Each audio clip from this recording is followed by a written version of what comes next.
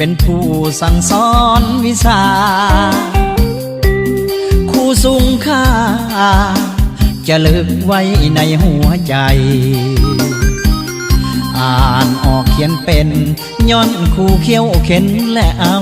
ใจใส่บุญคุณของครูมีหลาย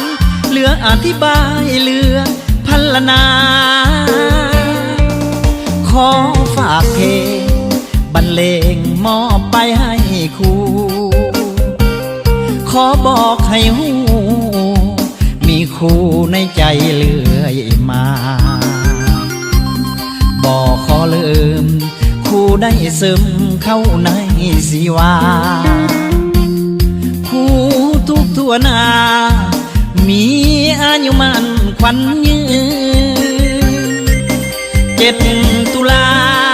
1 ปีหวนมาครั้งหนึ่งวันครูข้าขอทราบซึ้ง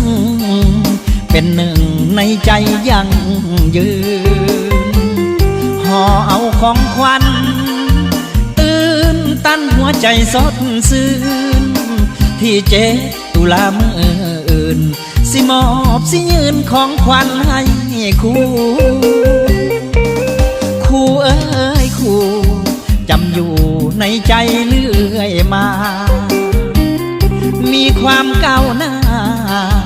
ย้อนเฮียนวิชาจากครูแม่พิมพ์ของศาสตร์พาคนสลาดและมีความหูข้าขอเธอทุนคุณครู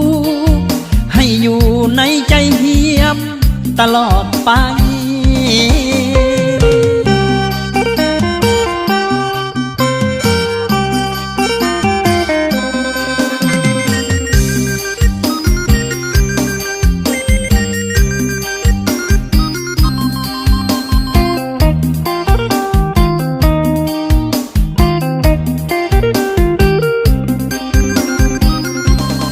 7 ตุลา1 ปีหวนมาครั้งหนึ่งวันครูข้าขอทราบซึ้งเป็นหนึ่งในใจยังยืนห่อเอาของขวัญตื่นตันหัวใจสดชื่นที่7 ตุลามื้ออื่นสิมอบสิยืนของขวัญให้ครูครูเอ้ยครูจำอยู่ในใจเลื่อยมามีความก้าวหน้าย้อนเฮียนวิชาจากครูแม่พิมพ์ของศาสตร์พาคนสลาดและมีความหูข้าขอเธอทุนคุณครูให้อยู่ในใจเฮียมตลอดไป